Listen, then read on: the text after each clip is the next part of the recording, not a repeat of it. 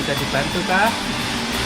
Ini lagi proses apa mas namanya? Ini namanya proses pengerjaan interior cleaning atau bagian dalamnya dibersihkan dengan cairan pembersih interior.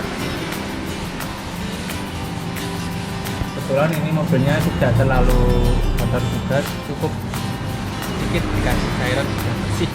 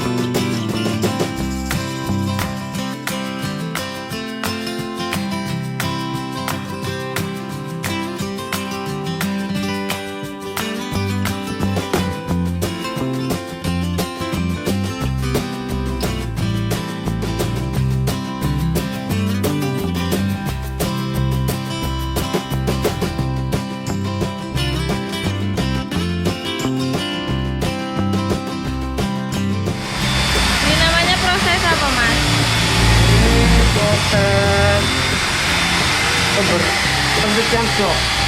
Pencucian jok. Ya. Jadi joknya kita cuci untuk mengangkat kotoran-kotoran yang menempel di bagian jok.